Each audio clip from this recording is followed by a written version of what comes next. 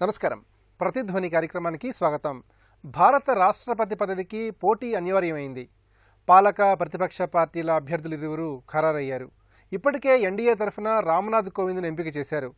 నేడు కాంగ్రెస్ నాయకత్వంలోని ప్రతిపక్ష పార్టీలు తమ ఉమ్మడి అభ్యర్థిగా మీరా కుమార్ను పోటీకి నిలిపాయి. జూలై 17న జరిగే రాష్ట్రపతి ఎన్నికకు జూన్ 28 కల్లా నామినేషన్లను దాఖలు చేయాల్సి ఉంటుంది. ఓట్ల లెక్కింపు జూలై 20న చేపడతారు.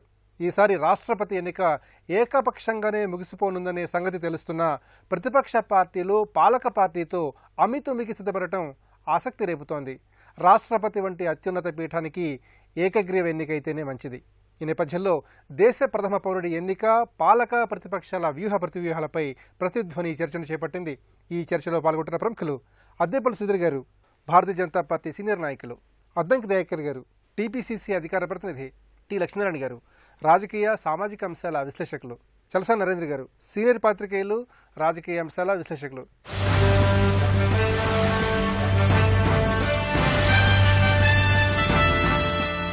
శ్రీధర్ గారు, రాష్ట్రపతి ఎన్నికకు సంబంధించి అధికార ప్రతిపక్షాలు తమ అభ్యర్థులను ప్రకటించాయి. అత్యున్నత రాజ్యాంగ పదవికి పోటీ అనివార్యం కావడాన్ని ఏ విధంగా విశ్లేషణ చేసుకోవాలి? అంటే పోటీ ఉండడం అన్నది ఇప్పుడు ఆహ్వానించదగ్గది. ఎందుకంటే డెమోక్రటిక్ కంట్రీ, ఏదో మిగతా డిక్టేటర్ లేదంటే ఇతర వ్యవస్థలు కాదు భారతదేశం. సో పోటీ అన్నది ఆహ్వానించదగ్గదే. పోటీ లేకుండా ఉండడం అన్నది కరెక్ట్ కాదు. సో సహజంగా ఏ పొలిటికల్ పార్టీ అన్నా కూడా వాళ్ళ ప్రెజెన్స్, అంటే రియల్గా వాళ్ళు పార్టీలో కానీ లేదంటే ప్రభుత్వాల్లో లేకపోయినా కూడా వాళ్ళ ప్రెజెన్స్ ప్రజలకు తెలియాలి అంటే వాళ్ళ ఐడియాలజీస్ వేరుగా ఉంటాయి కాబట్టి వాళ్ళకి ఒక రిప్రజెంటేటివ్ పెట్టుకోవచ్చు. కానీ ఈసారి ఏంటంటే రాజకీయంగా కానీ పొలిటికల్గా మిగతా ఇతర కారణాల వల్ల మనం రామ్నాథ్ కోవింద్ గారిని మనం ప్రపోజ్ చేసినప్పుడు అంతకుముందర బీజేపీ పార్టీ సీనియర్ లీడర్స్ కానీ ఇతర మీడియా ద్వారా కానీ మీకు ఎవరికైనా క్యాండిడేట్ ఉన్నారా అని చెప్పి ఇతర అపోజిషన్ పొలిటికల్ పార్టీలు యూపీఏ తాలూకు వాళ్ళందరినీ అడగడం జరిగింది. అంటే సహజంగా వాళ్ళు ఏమన్నారంటే ముందర మీ క్యాండిడేట్ ఉంటే చెప్పండి అన్నారు తప్ప, అంటే ఏదో రాజకీయంగా లేదు మేము ఇలా పలానా వాళ్ళు అనుకుంటున్నాం అంటే అది వేరే విధంగా ఉండేది. సరే అన్న తర్వాత మేము ప్రపోజ్ చేసాం పలానా రామ్నాథ్ కోవింద్ గారని. 2 సార్లు పార్లమెంట్లో మెంబర్ కింద ఉన్నారు, హైకోర్టు సుప్రీంకోర్టులో అడ్వకేట్ కింద ప్రాక్టీస్ చేశారు, 2 దఫాలు సివిల్ సర్వీస్ ట్రై చేసి 3వసారి సివిల్ సర్వెంట్గా అయినా కూడా పొలిటికల్గానే యాక్టివ్గా ఉందామని చెప్పి పొలిటికల్ వ్యవస్థకు వచ్చారు. బీజేపీ దళిత్ మోర్చా ప్రెసిడెంట్ కింద ఉన్నారు. అండ్ అదర్ దాన్ దట్ 2 సార్లు పొలిటికల్గా కూడా కంటెస్ట్ చేయడం జరిగింది. బీహార్, ఉత్తరప్రదేశ్, మధ్యప్రదేశ్ ఆ బెల్ట్లో చెప్పుకోదగ్గ వ్యక్తి. డెరెక్ ఒబ్రేయన్ ఏదైతే Mamata Banerjee spokes person senior leader, ఆయన ఏమన్నారంటే రామ్నాథ్ కోవింద్ ఎవరో నాకు తెలియలేదు, నేను గూగుల్ చేయవలసింది వికీపీడియా అన్నారు. నిజంగా నాకు ఆశ్చర్యం అనిపించింది. ఈ పార్లమెంటరీ వ్యవస్థలో 2 దఫాలు ఉన్నారు, అంటే రియల్ అరౌండ్ 11-12 years, ఒక అరడజన్ పార్లమెంటరీ కమిటీ మెంబర్గా ఉన్నారు. దెన్ ప్రెసెంట్ గవర్నర్గా లాస్ట్ 2 years నుంచి ఉన్నారు.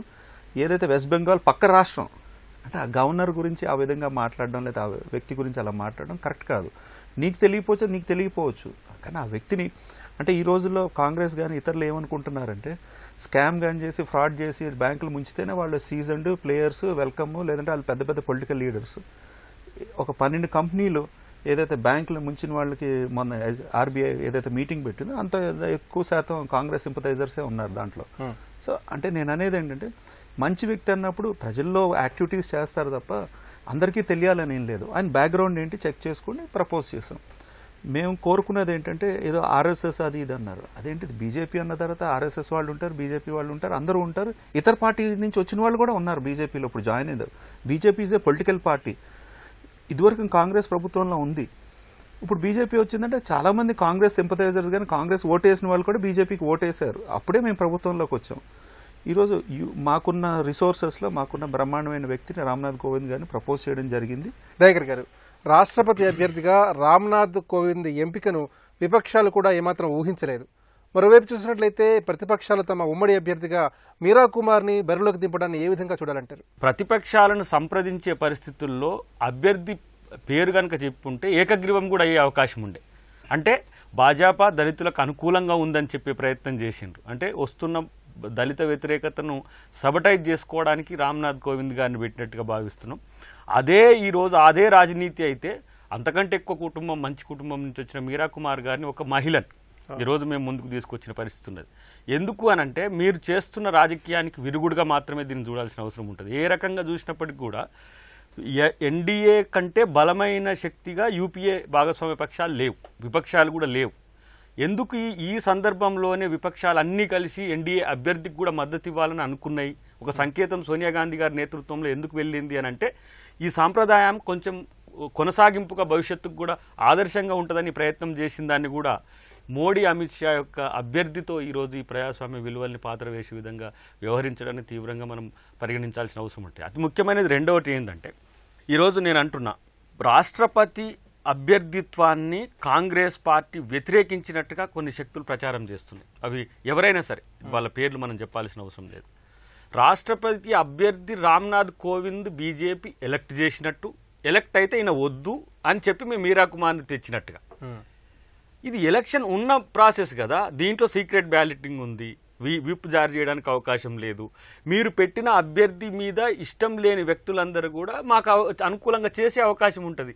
ఓడిపోవడం వల్ల మీరా కుమార్ గారి కిరీటం మేము కింద పడాల్సిన అవసరం లేదు. అంటే మేము 450, 480 నుంచి వచ్చి 44 పడిపోయినప్పుడు ప్రజాస్వామ్యంలో ఓటమి గెలుపు అనేది సహజం. కానీ దళితులకు వ్యతిరేకంగా చేస్తున్నారనే ఈ సోషల్ మీడియా ప్రచారం కావచ్చు, బీజేపీ మిత్రులతో చేస్తున్న ప్రచారాన్ని మీరు మానుకోవాలి. ఎందుకంటే బాబు జగజీవన్ రామ్ గారి కూతురు క్రెడిబిలిటీ ఉన్న ఫ్యామిలీ నుంచి ఒక మహిళ, ప్రతి అంశంలో వారి యొక్క ఉదార్థత మనకు కనపడుతున్న పరిస్థితి. లక్ష్మణ్ గారు, ఎన్నికల్లో పోటీ పట్టం అనేది ప్రజాస్వామ్యంలో ఒక కీలకమైన సంప్రదాయం. ఇది ఎవరూ కాదనలేని వాస్తవం. మరి అన్ని విధాలా యోగ్యుడిగా భావించే రామ్నాథ్ కోవింద్పై ప్రతిపక్షాలు ఉమ్మడి అభ్యర్థి నిలపటాన్ని ఏ కోణంలో చూడాలి? ఎన్నిక కోసం ఎన్నిక, పోటీ కోసం పోటీయా, రాజకీయ సైద్ధాంతిక సమరమా, సూత్రబద్ధంగానా అనేటువంటిది ప్రతిపక్షాలు తేల్చుకోవాలి. అది తేల్చుకోకుండా ఇవాళ పోటీ కోసం పోటీ అనేటువంటి పద్ధతుల్లో ముందుకు మీరా కుమార్ గారిని తీసుకొచ్చినట్టుగా నాకు అర్థమవుతుంది.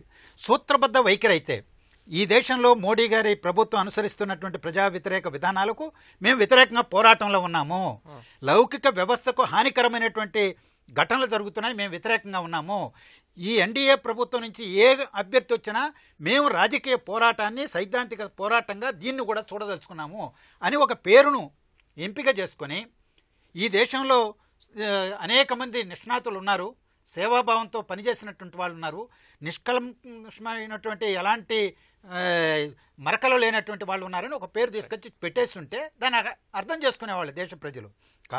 అలా కాకుండా ఇవాళ రామ్నాథ్ కోవింద్ పేరు బయటికి ప్రకటించిన తర్వాత ఆలోచనలు ఏ విధంగా వచ్చినాయి?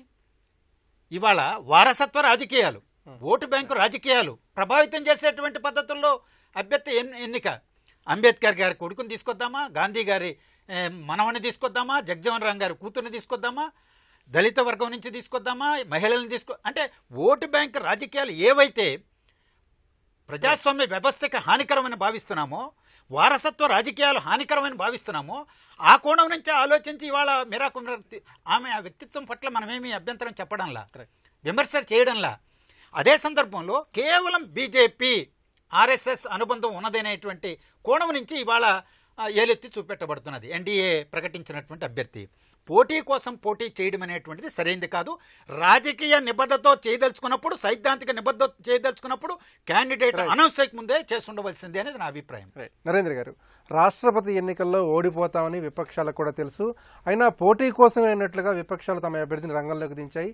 మరి ఈ అంశం విపక్షాల ప్రతిష్టను ఏ మేరకు పెంచుతుంది? అసలు రాష్ట్రపతి ఎన్నికల్లో మొట్టమొదటిగా పోటీ చేయాలని ప్రతిపాదన తీసుకొచ్చింది నితీష్ కుమార్. వీళ్ళు రాష్ట్రపతి భవన్కి ఎవరెళ్ళని కాకుండా ఈ ఎన్నిక ఆధారం చేసుకుని 2019లో బీజేపీ వ్యతిరేక కూటమి ఏర్పాటు చేయడం కోసం రాష్ట్రపతి ఎన్నికని ఒక ఆలంబన చేసుకోవాలని చేశారు. బీజేపీకి వ్యతిరేకంగా అనేక పక్షాలని ఆ దిశలో ప్రయత్నాలు జరిగినాయి.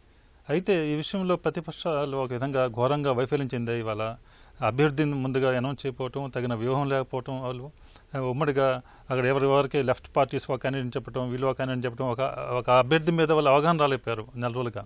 రాకపోవడం వలన వీళ్ళ బీజేపీ అనౌన్స్ చేసే వరకు వాళ్ళ అభ్యర్థిని అనౌన్స్ చేయకపోవడంతో వాళ్ళ చీలికలు వచ్చి వాళ్ళు నిజంగా ముందు కనుక ఒక అభ్యర్థిని అనౌన్స్ చేస్తుంటే, ముందుకు వచ్చిన పేర్లు ఒక రాజకీయ అభ్యర్థిని అనౌన్స్ చేస్తుంటే వాళ్ళు ఒక సమైక్యంగా ఉండి నాన్ బీజేపీ నాన్ కాంగ్రెస్ పక్షాల మద్దతు పొందగలిగి ఉంటే ఇవాళ పోటీ చాలా రసవత్తరంగా ఉండేది. అధికార పక్షం కూడా కొంచెం ఇరకాటంలో పడేది. ఆ విధంగా ప్రయత్నం చేయలేపారు. బీజేపీ ఎత్తుగడ మొత్తం కూడా వాళ్ళు ఎలాగో బీజేపీ దాని అభ్యర్థిని గెలిపించుకున్నటువంటి బలం ఉంది, ఏ విధంగా గెలిపించుకునే అవకాశాలు ఉన్నాయి. అయితే ప్రతిపక్షాలు ఐక్యత చెందకుండా, ప్రతిపక్షాలు ఒకటి కాకుండా 2019కి ముందుకు రిహార్స్ కాకుండా ఈ ఎన్నికలు దానికోసం వాళ్ళు చీలికి తేవడం కోసం బీజేపీ ఒక వ్యూహాత్మకంగా ప్రయత్నించింది. ఆ విషయంలో బీజేపీ విజయం సాధించిందని చెప్పొచ్చు. మొట్టమొదటిసారిగా రాష్ట్రపతి భవన్లో ఎన్నికల్లో ఒక క్షేత్రస్థాయిలో సామాన్యుల బడుగు వర్గాలు, బలహీన వర్గాలు వాళ్ళ హక్కుల కోసం, వాటి కోసం ధైర్యంగా పోరాడినటువంటి ఎలాంటి మీడియా ప్రచారం, మీడియా హంగు ఆర్భాటం లేకుండా తనదైనటువంటి స్థాయిలో పోరాడి కృషి చేస్తుంటే ఒక నాయకుడు ఇవాళ రాష్ట్రపతి భవన్కి వచ్చేటువంటి అవకాశం ఎన్నికలు కల్పిస్తున్నాయి. ఇది ఒక గొప్ప పరిణామం అనుకుంటాను. అదేవిధంగా ప్రతిపక్షాలు ఈ ఎన్నికల్లో అసలు వాళ్ళు 2019 ఎన్నికల గురించి ఏ టైం కోసం ఒక నాయకత్వాన్ని ప్రొజెక్ట్ చేయలేకపోవడం కూడా ఎన్నికల్లో అది కూడా ఈ విధంగా అభ్యర్థిని అవగాహన రాలేకపోవడానికి నితీష్ కుమార్ అనుకోండి, వాళ్ళు ఆయన బయటకు వెళ్ళాడంటే అది ఈ అభ్యర్థి ఒకటే కావచ్చు రాజకీయంగా, అవతల ప్రతిపక్షాల్లో నితీష్ కుమార్ నాయకత్వాన్ని కానీ లేకపోతే వాళ్ళందరూ కలిసి అవగాహన రాలేకపోవటం కానీ అనే పరిస్థితులు ఉండటం, అక్కడ కొన్ని పరస్పర విరుద్ధమైనటువంటి ధోరణులు ఉండటం. ఉదాహరణకి సిపిఎం అన్న కాంగ్రెస్ మమతా బెంచ్తో కలవడానికి, కాంగ్రెస్ కలవడానికి సిపిఎం అడ్డు వస్తుంది. అలాగే మాయావతి అఖిలేష్ యాదవ్ ఎలా కలుస్తారు, ఇలాంటి వైరుధ్యాలు వలన ప్రతిపక్షాలు ఒక గట్టి పోటీ ఇవ్వడంలో, ఎన్నికల్లో ఒక ఐక్యతను చాటంలో విఫలమైంది అనుకుంటున్నాను. శ్రీధర్ గారు, ప్రతిపక్షాలు రామ్నాథ్ కోవింద్ ఏకగ్రీవ ఎన్నికకు సహకరించడం ద్వారా ఒక మంచి సంప్రదాయం నెలకొల్పితే బాగుంటుంది అనే అభిప్రాయం వ్యక్తం అవుతోంది. మరి ఇందుకు సంబంధించి ప్రతిపక్షాల దృక్పథం భిన్నంగా ఉండటాన్ని ఏ విధంగా చూడాలి? రాజకీయంగా బీజేపీ మేము వ్యతిరేకం, లేదంటే ఈ కారణాలు, ఈ ఇష్యూస్ మీద వ్యతిరేకం. సో మేము ఒక క్యాండిడేట్ పెడుతున్నాం అంటే మేము కూడా వెల్కమ్ చేసేవాళ్ళం. బీజేపీ కూడా మేమే వన్ సైడ్గా చేయలేదు. మేము వెయిట్ చేసాం, కన్సల్టేషన్ చేసాం. ఇప్పుడు సహజంగా కన్సల్ట్ చేసినప్పుడు ఓకే ఈయన మా క్యాండిడేట్ అని చెప్పుండుంటే మేము వెనకడుగు చేసేవాళ్ళం, లేకపోతే ఆ క్యాండిడేట్ బాగుంటే మేము యాక్సెప్ట్ చేసేవాళ్ళం. ఇప్పుడు ఎందుకంటే డిసైడ్ చేసే కెపాసిటీ ఉంది, మాకు ఉన్న మద్దతు ఉన్నది. ఆల్రెడీ మిగతా అలయన్స్ పార్ట్నర్స్ తో మాట్లాడడం కాకుండా ఇతర వర్గాలతో కూడా మాట్లాడుతున్నాం, అది వాళ్ళకి తెలుసు. సోనియా గాంధీ బ్రేక్ఫాస్ట్ మీటింగ్ 17-18 మంది పొలిటికల్ పార్టీస్ బ్రేక్ఫాస్ట్ మీటింగ్కి వచ్చిన రోజున కూడా మేజర్గా ఉన్న వాళ్ళు ఇద్దరు, ఎవరైతే మమతా బెనర్జీ మీటింగ్లో జరిగిన విషయం కాకుండా కొంచెం డిఫరెంట్గా బయటకు వచ్చి చెప్పారు. నితీష్ కుమార్ గారు అసలు మీటింగ్కే వెళ్ళలేదు ఆ రోజు జరిగినవి. ఒక్కటి గ్రహించండి, వీరు ఇందాక మాటల్లో ఏమన్నారు కాంగ్రెస్ గారు, అరే మాకు క్యాండిడేట్ చెప్పాలి కదా, మాతో డిస్కషన్ రావాలి కదా, అది ఇది అన్నారు. రియల్గా లోక్సభలో కాంగ్రెస్కి కూడా అపోజిషన్ స్టేటస్ లేదు. అందుకనే కదా రాహుల్ గాంధీ అపోజిషన్ లీడర్ నేను తీసుకొని అన్నాడు. ఏదైతే శాతం, ఏదైతే టెక్నికల్గా గ్రౌండ్ ప్రకారంగా రూల్ ప్రకారంగా అపోజిషన్ లీడర్ అన్న స్టేటస్ అనేది ఇవ్వడం జరిగింది తప్ప రియల్గా వాళ్ళకి లేదు. అందుకనే మల్లికార్జున్ గారిని పెట్టారు. నిజంగా స్టేటస్ ఉండి ఉంటే 60, 70, 80 సీట్లు ఉండుంటే రాహుల్ గాంధీ గారు అపోజిషన్ లీడర్ అయ్యారు. సో టెక్నికల్గా అపోజిషన్ కూడా లేదు మాకు. అయినా కూడా అన్ని పార్టీస్తోనూ మిత్రపక్షం, అలయన్స్ పార్ట్నర్స్తో కూడా డిస్కస్ చేసి మీ ఒపీనియన్, ఇప్పుడు కేసీఆర్ గారికి ఫోన్ చేసినప్పుడు థ్యాంక్స్ అండి మీరు సపోర్ట్ చేసినందుకు, మీరు ఏదైతే సజెస్ట్ చేశారో దళిత క్యాండిడేట్ అయితే బాగుంటుందో మేము కన్సిడర్ చేసాం, అందుకు నీ క్యాండిడేట్ని పెట్టామన్నాం. సో మాకేమీ ఇదేం లేదు. క్లియర్ కట్గా మా రాజకీయంగా కానీ మా యాంబిషన్ కానీ ఏంటంటే వీరు అనుకున్న విధంగా ఏదో సెక్యులర్, మేము సెక్యులర్ కాదంటారు, లేకపోతే హిందుత్వం అంటారు, అవేమీ కాదు. డెవలప్మెంట్ మీద మేము ఎజెండా వెళ్తున్నాం. అలాంటి ప్రెసిడెంట్ ఉంటే బాగుంటుంది. ఆ జోడీ కూడా ఇంపార్టెంట్ అనేది కూడా గ్రహించాం. ఏదైతే మేము కేఆర్ నారాయణ గారు ఎర్లియర్ అన్నారు నన్ను దళిత ప్రెసిడెంట్ అది ఇది అనద్దు, నాకున్న స్టేచర్ నాకున్నది, I so happen to be Dalit. అలాగే రామ్నాథ్ కోవింద్ గారు కూడా he happen to be a Dalit, but individual strength ఆయనకుంది. పార్లమెంటరీ ప్రాక్టీసెస్ 12 ఏళ్ళు తెలుసు, పార్లమెంటరీ కమిటీలో ఉన్నారు, సుప్రీంకోర్టులో హైకోర్టులో ప్రాక్టీస్ చేశారు, లీగల్ ప్రొసీడింగ్స్ అన్నీ తెలుసు, what is a rule, how to implement తెలుసు. గవర్నర్గా కూడా ప్రాక్టీస్ ఉన్నారు కాబట్టి 2 సంవత్సరాలు స్టేట్ని ఏ విధంగా నడపగలిగారని కూడా ఉన్నది. సో మనం చూస్తే ఎక్స్పీరియన్స్ అంటే వైడ్ ఎక్స్పీరియన్స్ ఉంది, ప్లస్ ఫీల్డ్ ఎక్స్పీరియన్స్ కూడా ఉంది. అందుకని వండర్ఫుల్ క్యాండిడేట్ అండి. వీళ్ళందరూ కూడా గ్రహించాలి, ఏదో ప్రొటెస్ట్ అనేది ప్రొటెస్ట్ చేస్తే ప్రజలు కూడా ఆహ్వానించరు. దయాకర్ గారు, రాష్ట్రపతి ఎన్నికల్లో గెలుపుపై ఎన్డీఏ పూర్తి ధీమాగా ఉంది. ఎలక్టోరల్ కాలేజీలో ముఖ్యంగా 60% పైగా ఓట్లు ఎన్డీఏ వైపే ఉన్నాయి. మరి ఈ పరిస్థితుల్లో కూడా ప్రతిపక్షాల అభ్యర్థిని నిలబెట్టాన్ని ఏ విధంగా చూడాలి? అసలు ప్రతిపక్షాల ఆంతర్యం ఏమిటి? సిద్ధాంత పునాదులు కాదు, ఇదంతా రాద్ధాంతం కొరకు మోడీ షా ద్వయం చేసిన ఒక కుట్రకి ఈరోజు కాంగ్రెస్ పార్టీతో పాటు విపక్షాలన్నీ కూడా ఘోర వైఫల్యం చెందినాయి. ఇంతవరకు ఏ రాష్ట్రపతి ఎన్నిక ఇంత కాంట్రడిక్టరీగా కాలే. ఇప్పుడు ఒక ప్రపోజల్ మీ పార్టీలో మీరు వేసుకున్నారు, 2 కమిటీలు, ఒకటి అరుణ్ జైట్లీ గారి నేతృత్వంలో, ఇంకోటి వెంకయ్య నాయుడు గారి నేతృత్వంలో. ఏంటి, రాష్ట్రపతి అభ్యర్థికి విపక్షాల యొక్క మద్దతును సమీకరించే పనిలో మీరు వేసుకున్నారు. క్యాండిడేచర్ ఎవరో చెప్పలే, అంతకంటే ముందే జగన్ ఇచ్చిండు, అంతకంటే ముందే కేసీఆర్ ఇచ్చిండు. అంటే ఏంటి, మీరు తూతూ మంత్రంగా మద్దతు కొరకు సమీకరించినట్టుగా నటిస్తూ తిరిగినట్టుగా మేము భావించాలి ఇప్పుడు. అంటే కాబట్టి వాళ్ళు ఇచ్చారండి, మీరు అది ఆ విధంగా వద్దు. అంటే ఎవరు నమ్మకం ఉన్నది కాబట్టి వాళ్ళు సపోర్ట్ చేశారు, మీకు నమ్మకం లేదు కాబట్టి మీరు ఆ తర్వాత ఏదో ప్రొటెస్ట్ చేస్తున్నారు, లేదో క్యాండిడేట్ పెడతారు. క్రాస్ టాక్ వద్దని ఆగింది. ఎందుకు అనంటే ఎవరు రమ్మన్నారు మిమ్మల్ని మా దగ్గరికి? ఏదైనా పార్లమెంటరీ కమిటీనా అది, లేకపోతే ఆథెంటిక్ ఏమైనా కాన్స్టిట్యూషనల్ కమిటీనా? విపక్ష హోదా లేకున్నా సరే మా వద్దకు వచ్చింది ఎందుకు? మీరు మద్దతు సమీకరించడానికే కదా. గతంలో కూడా చాలా చర్చల్లో నేను చెప్పిన, అద్వానీ గారు మీ క్యాండిడేట్ అయితే అద్వానీ గారితో పాటు మీరు కలిసి అడిగితే తన సాక్రిఫైస్ను ఉదహరించినట్టుగా మేము కొన్ని అంశాల్లో తనకు మద్దతు ఇచ్చే అవకాశం ఉందని కూడా ప్రత్యక్ష లైవ్లో కూడా ఎన్నోసార్లు మేము చెప్పిన పరిస్థితి ఉన్నది. ఎందుకు అని అంటే అంటే మీ అంతరంగం ఎట్లా ఉందంటే, శత్రువుల పట్ల ప్రత్యర్థుల పట్ల ఏ ఎత్తుగడ ఉంటుందో మీ పార్టీలో ఉండే మీ నాయకుల పట్ల కూడా అదే ఎత్తుగడతో ఉన్నారన్నట్టు ఇప్పుడు అనుకోవాలి. మరి అద్వానీ గారి ప్రచారం జరిగింది, అద్వానీ గారికి ఇవ్వలేదు, అది మీ అంతర్గతం అనుకుందాం. ఈరోజు కోవింద్ గారిని తెచ్చిండ్రు, తెచ్చిన తర్వాతనైనా సంప్రదింపులు చేసిండ్రా విపక్షాలతో? అంటే ఏంటి, నేను ఒకరిని పెడతా, మా ఇష్టం, మీరు మద్దతు చెప్తే చెప్పండి, లేకపోతే లేదు. ఇదా ప్రజాస్వామ్యం? ఒక మంచి సంస్కృతిని సంప్రదాయాన్ని మనం పాదుకొల్పాల్సిన స్థితిలో అభ్యర్థి విమర్శలో ప్రకటించినాక కూడా సంప్రదింపులు లేనప్పుడు ఏమనుకోవాలి విపక్షాలు? మా చేతగాంతనం అనుకోవాలన్నా? ఎస్, డెఫినెట్గా వీటిని ఎంటగట్టడానికి రేపు మీరా కుమార్ గారు నిలబడతారు. మీరు ఇప్పటికైనా అడగండి, మళ్ళీ పునరాలోచించే అవకాశం లేకపోలేదు. మేము సుశీల్ కుమార్ షిండే గారిని అనుకున్నాం, గాంధీ గారి మనవని అనుకున్నాం. మేము డెమోక్రాట్స్ను, న్యూట్రలిస్టులను, సెక్యులరిస్టులు మేము చూసినాం. మీ అంతర్యం ఏముందో వారినే తెచ్చిపెట్టిండ్రు. మీరు గెలవడం ద్వారా మాకు వచ్చే నష్టం లేదు. ఇన్నిసార్లు కాంగ్రెస్ పార్టీ అధికారంలో ఉన్నప్పుడు కాంగ్రెస్ పార్టీ కాకుండా కాంగ్రెస్ ఏతరులు సూచించిన వ్యక్తులు కూడా ఈరోజు రాష్ట్రపతిగా అయింది. ఇంత ప్రణబ్ ముఖర్జీ గారిని సూచించింది శరద్ పవార్ గారు, ఈరోజు శరద్ యాదవ్ గారు, వాళ్ళు బలపరిచింది. మేము కూడా అనుకోలే. ఒక మంచి సత్సాంప్రదాయాలను కొనసాగించాలనే ఉద్దేశం తప్పితే రాజకీయ ప్రయోజనం, అవును మీరన్నట్టుగానే మేము గెలిపే లేదనుకుందాం, గెలిపే మాకు అవకాశం లేదనుకుందాం, ఇంకా ఓడిపోవడానికి పెద్ద రాజకీయాల. లక్ష్మణరెడ్డి గారు, ప్రతిపక్షాల ఐక్యతకు రాష్ట్రపతి ఎన్నిక అనేది తొలి పరీక్ష అవుతుందని సీతారాం యేచూరి చెబుతున్నారు. నిజంగా సమీప భవిష్యత్తులో కూడా ప్రతిపక్షాలని కలిసికట్టుగా ఐక్యంగా ముందుకు సాగే అవకాశం ఉందా? ప్రతిపక్షాల్లో కూడా భిన్నమైనటువంటి రాజకీయ సైద్ధాంతిక భావజాలం ఉన్నటువంటి వాళ్ళు ఉన్నారు. అన్ని విషయాలపైన ఏకాభిప్రాయంతో ఉద్యమాలు చేస్తున్నటువంటి ఘటనలు చాలా తక్కువ. కాకపోతే కొన్ని రాజ్యసభలోనో లేకపోతే లోక్సభలోనో ఫ్లోర్ కోఆర్డినేషన్తో కొన్ని సమస్యలపైన కలిసి ఉంటే ఉండవచ్చు. భవిష్యత్తులో కూడా వీళ్ళందరూ ఒక కూటమిగా ఏర్పడి ఎన్నికల్లో పోటీ చేస్తారు కలిసి అనేటువంటిది కూడా లేదు. రాష్ట్రాల్లో భిన్నమైనటువంటి వైఖరులు ఉన్నాయి. కేరళకి వెళ్తే ప్రధానమైనటువంటి ప్రత్యర్థులు కాంగ్రెస్, వామపక్షాలే. లేకపోతే తృణమూల్ కాంగ్రెస్, వామపక్షాలు, కాంగ్రెస్ బెంగాల్కి వెళ్తే. ఈ విధంగా భిన్నమైనటువంటి వైఖరులు, ఒకే వరలో రెండు కత్తులు ఇమ్మడబో అనేటువంటి పద్ధతుల్లో ఉన్నటువంటి పరిస్థితే. అందువల్ల ఇదేదో ప్రతిపక్షాలను ఐక్యం చేసేటువంటి ఎన్నికగా ఇది, లేకపోతే విచ్ఛిన్నం చేసేటువంటి ఎన్నికగా ఇది మనం చూడాల్సినటువంటి అవసరం లేదు. ఇవాళ లోక్సభ స్పీకరు ఎన్నిక అప్పుడు ఏం చేస్తారు? అది రాజ్యాంగానికి, చట్టానికి బద్దులై చట్టం శాసనసభ వ్యవహారాలకు సంబంధించి చూసేటప్పుడు స్పీకర్ కానీ శాసనమండలిలో చైర్మన్ కానీ ఎన్నిక జరిగేటప్పుడు సభను సజావుగా రాజ్యాంగానికి అనుగుణంగా, చట్టాలకు అనుగుణంగా సభా సాంప్రదాయాలను కొనసాగించేటువంటి వాళ్ళుగా ఉండడానికి ఒక ఏకగ్రీవంగా కూడా ఎన్నుకుంటుంటారు. సాంప్రదాయం అది.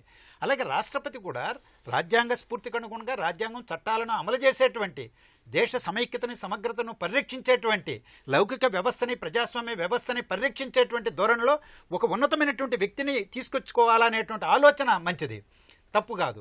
కానీ దానికి దోహదపడేటువంటి పద్ధతుల్లో ఆలోచనలు ఉండాలి. కానీ ఈరోజు దానికి పోటీ కోసం పోటీ పెట్టాలన్నాడు. జరిగిందేంటి? నితీష్ కుమార్ గారు ఉన్నారు, కాంగ్రెస్ పార్టీ ఆర్జేడీ సపోర్టుతోనే ముఖ్యమంత్రిగా ఉన్నారు. ఆయన ఈరోజు రామ్నాథ్ కోవింద్కు మద్దతు ప్రకటించాడు. ఎందుకు ప్రకటించారు? ఆయనకు అనుభవం ఉన్నది. 2 సంవత్సరాల పాటు ఆయన గవర్నర్గా ఉన్నారు, ఈయన ముఖ్యమంత్రిగా ఉన్నారు. ఆయన వ్యక్తిత్వం ఏంటో ఈయనకు తెలుసు కాబట్టి క్షణం ఆలోచించకుండా ముందు అభ్యర్థిని ప్రకటించగానే స్వాగతం పలికాడు, ఇప్పుడు మద్దతు ప్రకటించారు. నరేంద్ర గారు, ప్రణబ్ ముఖర్జీ వారసుడిగా రామ్నాథ్ కోవింద్ రాష్ట్రపతి భవన్లోకి అడుగుపెట్టే అవకాశం ఉందా, లేకపోతే ఇతరత్రా ఏమైనా అనూహ్యమైన పరిణామాలు చోటు చేసుకునే పరిస్థితి ఉందా? ఇవాళ ఉన్న పరిస్థితుల్లో ఎటువంటి అనూహ్య పరిణామాలు కూడా వచ్చే అవకాశం కనిపించట్లేదు. రాష్ట్రపతి భవన్కి వెళ్ళడానికి అన్ని పరిస్థితులు కూడా అనుకూలంగా ఉన్నాయి. అయితే రాష్ట్రపతి ఎన్నిక అనేది అది రాజకీయాల అతీతమైన పదవి అయినప్పుడు కూడా స్వతంత్రం వచ్చినప్పటి నుంచి కూడా రాజకీయ ఎన్నిక ఉంది. కేవలం ఇద్దరు రాష్ట్రపతులు రాజకీయాలకు అతీతంగా వచ్చారు. ఒక ఆయన డాక్టర్ రాధాకృష్ణన్, రెండు ఆయన జకీర్ హుసేన్, మిగతా అంతా రాజకీయ నాయకులే. వాస్తవానికి మొదటి రాష్ట్రపతి ఇష్టంలోనే నాటి ప్రధానమంత్రికి ఇష్టం లేకుండా రాజేంద్ర ప్రసాద్ రాష్ట్రపతి అయ్యారు. ఆయన కానీ వేరే. మన ప్రణబ్ ముఖర్జీ కూడా కాంగ్రెస్ పార్టీలో చేలికి వస్తున్న భయంతో ఆయన కాంగ్రెస్ పార్టీ సెలెక్ట్ చేసిన అభ్యర్థి వేరే ఉన్నారు రాష్ట్రపతిగా. నిజంగా రాజకీయాలు బలబలాల వేదిక వితిన్ పార్టీస్లో కానీ పార్టీల మధ్యలో కానీ వేదికగా మొదటికి ఉంది. అటువంటి పరిస్థితుల్లో వాళ్ళ ఎదిగి జరిగింది. మన ప్రణబ్ ముఖర్జీ విషయంలో సాధ్యం కాలేదు కాబట్టి కాంగ్రెస్కి ఆయన వేరే అభ్యర్థిని వీళ్ళను కాంగ్రెస్ అనుకున్న అభ్యర్థిని నిలబెడితే అపోజిషన్ అభ్యర్థి గెలిచే అవకాశం వస్తుందని భయంతో ఆయన చేశారు తప్ప కావాలని చేయలేదు. నిజంగా ప్రణబ్ ముఖర్జీ మీద నిజంగా కాంగ్రెస్ అభిమానం ఉంటే, ఆయన సీనియారిటీ ఉంటే ఆయన ప్రధానమంత్రి చేస్తుండేవారు. కాబట్టి ఇవాళ రాష్ట్రపతి ఎన్నిక అనేది కేవలం ఎన్నిక నామ మాత్రమే. అయితే అపోజిషన్ పార్టీస్ కూడా ఇంతకుముందు వాళ్ళ అధికారం పార్టీలో ఉన్న అధిక అపోజిషన్ పార్టీస్ కూడా ఇంతకుముందు ఈ విధంగా నామినల్ ఫైట్ ఇచ్చినాయి. అయితే ఇవాళ తప్పేం చేశారంటే కాంగ్రెస్ వాళ్ళు వీళ్ళు దళితులను పెట్టారు కాబట్టి మేము దళితులను పెడుతున్నాం అని చేయడం వలన ఇంతకుముందు కేఆర్ నారాయణ కాంగ్రెస్ పెట్టినప్పుడు అపోజిషన్ దళితులను పెట్టలేదు, అప్పుడు విఆర్ కృష్ణారాయణ పెట్టారు. ఆ విధంగా వీళ్ళకి కాంగ్రెస్ ఒక విధంగా బీజేపీ యొక్క ఎత్తుగడలో కాంగ్రెస్ అనుకూలంగా వ్యవహరించాల్సి వచ్చింది. వాళ్ళు సొంతంగా స్ట్రాటజిక్ మూవ్ చేయడంలో కాంగ్రెస్ కానీ అపోజిషన్స్ కానీ అలా విఫలమైనాయి. బీహార్ గవర్నర్గా పనిచేసిన రామ్నాథ్ కోవింద్ను పాలక ఎన్డీఏ కూటమి రాష్ట్రపతి అభ్యర్థిగా ప్రకటించడంతో రాజకీయంగా విపక్షాలకు గత్యంతరం లేకుండా పోయింది. కోవింద్ లాంటి యోగ్యుడైన అభ్యర్థిని ప్రతిపక్షాలు కాదనడం సరికాదనే అభిప్రాయం ఈ చర్చలో వ్యక్తమవుతోంది. ఇది నేటి ప్రతిధ్వని. మరో అంశంతో మళ్ళీ కలుసుకుందాం. నమస్కారం.